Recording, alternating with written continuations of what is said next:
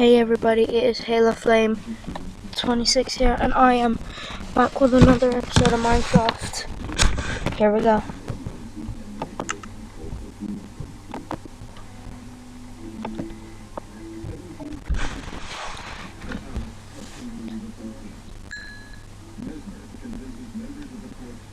I got the credits to work again. Minecraft.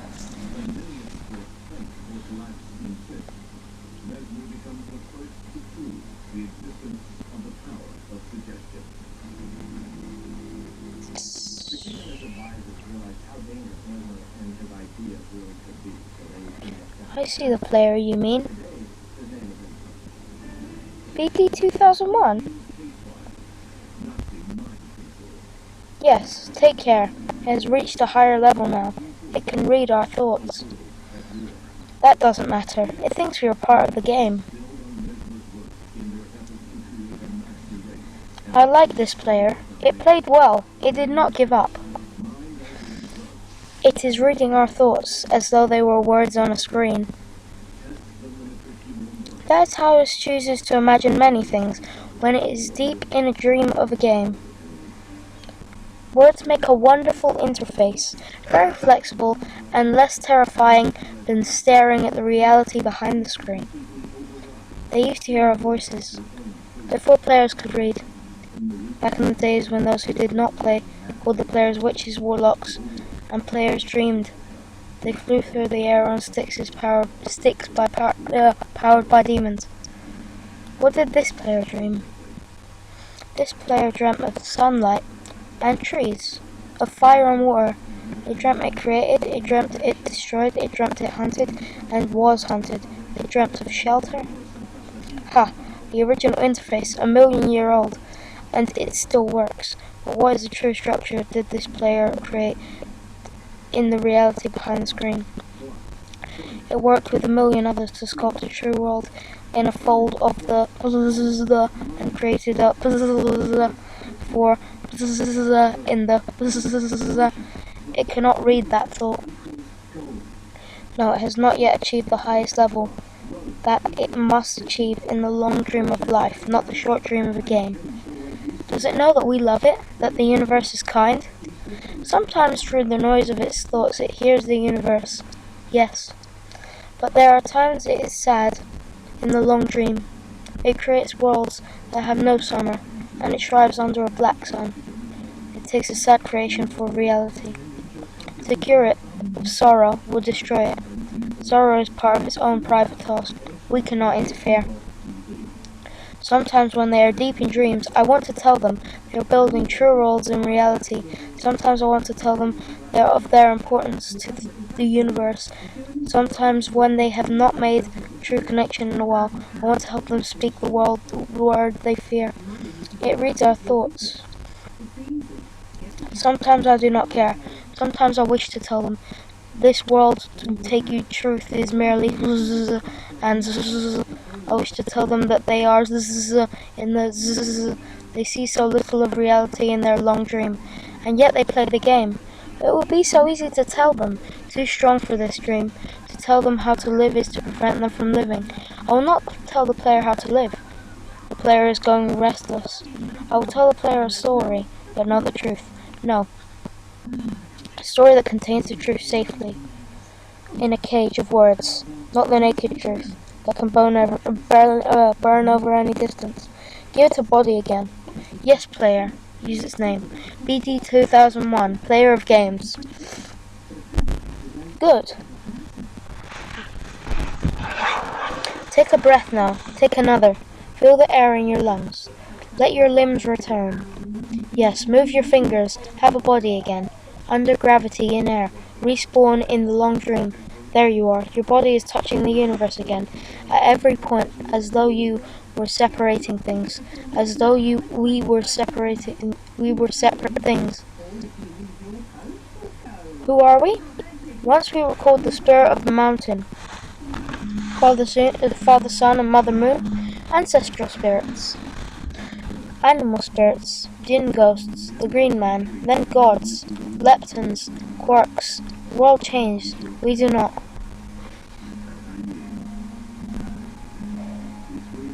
We are the universe, and everything you think isn't you.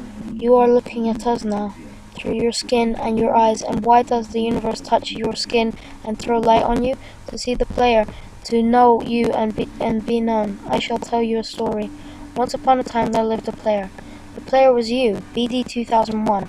Sometimes it thought itself human, on the thin crust of a spinning globe of molten rock. The ball of molten rock circled a ball of blazing gas that was 330,000 times more massive than it. They were so far apart, like it took minutes to cross the gap. From the start, it could skin 150 miles away, burn skin. Sometimes the player dreamt it was a miner on the surface of a world. It was flat, infinite. Some were square and white. Days were short, much to do. Sometimes the player dreamt it was lost in a story. Sometimes the player dreamt it was other things in other places. Sometimes dreams were disturbing, sometimes very beautiful indeed. Sometimes the player woke from one dream into another, then woke that into a third. Sometimes the player dreamt it watched words on a screen. Let's go back. The atoms of a player were scattered in the grass, in the rivers, in the air, the ground. A woman gathered the atoms. She drank and ate and inhaled. The woman assembled the player in her body, and the player woke from the warm, dark world of its mother's body into a long dream. And the player was a new story, never told, written in letters of DNA. And the player was a new program, never run before, generated by a source code billions of years old. The player was a new human, never alive before, made nothing but milk and love. You are the player, the story, the program, the human, made from nothing but milk and love. Let's go further back. 7 billion atoms of the player's body created long before this game, in the heart of a star. So the player too is information from a star, and the player moves through the story, which is a forest of planted by a man called Julian on the flat world. Shush. Sometimes the player created a small private world, soft, warm, simple, sometimes hard, cold, complicated, model of the universe in its head. Those flecks and electrons and protons. Sometimes it called them planets and stars. Sometimes it believed it was in a universe that was made of energy. It was made of offs and ones, zeros and ones, lines of code, playing a game. Sometimes it dreamt of words on the screen. You are the player reading the words. Shush. Sometimes the player reads lines of code on the screen, decoded them into words, decoded them into meaning, decoded them into feelings, emotions, theories, ideas. The player started to breathe deeper and faster. The player was alive. You are alive. And sometimes the player believes that the universe had spoken to it through sunlight and came through shuffling of leaves in summer trees. And sometimes the player believed the universe had spoken to it through the light fell crisp night sky of winter, where a fleck of light cornered the player's eye, starred 1,000,000 times as massive as the sun. Sometimes the player believed the universe had spoken to it through zeros and ones, through electricity, walls of scrolling words on a screen in a dream. The universe said, I love you. The universe said, you have played well in this game. The universe said, everything you need is within you. And the universe said, you are stronger than you know. And the universe said, you are the daylight. The universe said, you are the night. And the universe said that the darkness you fight within isn't you. And the universe said, the light should seek within you. And the universe said, you are not alone. And the universe said, you are not separate from every other thing. And the universe said, you are universe testing itself, taking to itself, reading its own code. And the universe said, I love you because you are love. And the game was over. And the player woke up from the dream. And the player began a new dream.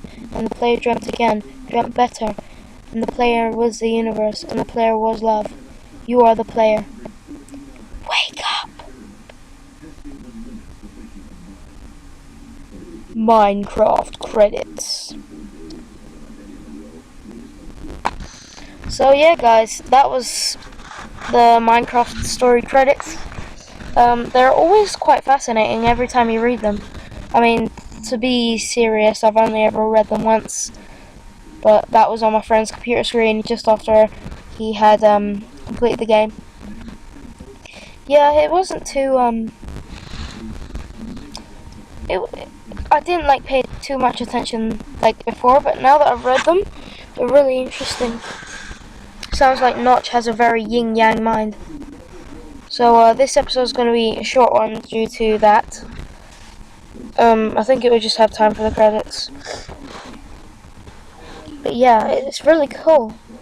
And I love how Notch put that little story at the end. End game narrative. Julia Goff. Okay, maybe it was her. Whoops. Leonard X. Yeah, it's really cool. I like how they've designed this game. Beautifully, like it's a beautiful game, and it's really interesting. And I love how, like, this just, like, I mean, if you think about it, like, if you went to a game thing, like someone said, oh, we should make this game about where you just dig and dig and dig and then kill animals and kill this dragon at the end. I mean, like, it doesn't sound really good. And then, like, do you dig for treasures, or not just minerals? You build swords and stuff. It doesn't sound too thrilling, but when you put it into, when you actually make it and consider it, it's beautifully amazing, and it's just, yeah, it's amazing. It gets me, like, so do things like, I don't know if you guys have ever heard, but Mirror's Edge is a really good game. That game just is really cool, and the city graphics are just beautiful. And then there's another game called Journey. It's for the PSN. It's an indie game. You can't download it. You can't get it on disc, but you can download it. But yeah. 20 years from now, you will be more disappointed by the things you didn't do than by the ones you did do. So throw off the bowliness, sail away from the safe harbor, catch the trade winds in your sails, explore, dream, discover. By Unknown. Very true. Very true. So yeah. All games, well, not all, like, most games are really, really beautiful in their own way. I mean, like, yeah. And sometimes, like, games are really good for training for other games. And sometimes games are, like, really good at, like really good at making you better in real life, like hand-eye coordination and stuff. Whoa, I'm near my bed. I guess it was a dream.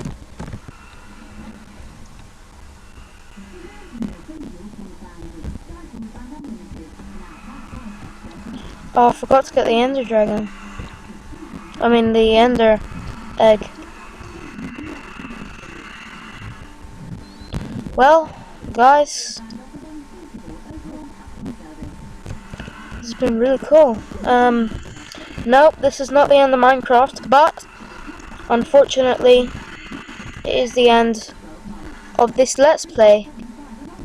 And it was a short one, but once you get good at Minecraft, you know what you've got to do, and yeah. And our overall goal is just to kill the Ender Dragon, so guess we've done it all. So yeah, Minecraft is not over on this channel. In fact, the next not LP, but like, I guess it's kind of like a Minecraft, I don't know, but we're gonna be doing some survival games. It should be funny. I'm really bad at it, and everyone will get a good kick, and yeah, we'll all have a fun time. But because I don't have the money to buy a capture card or anything for consoles, I'm just gonna do PC gaming right now, because there's so many software you can download on the PC.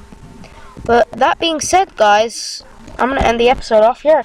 So this has been Halo Flame 26. Thanks for watching Minecraft. Very last time. And yeah, goodbye.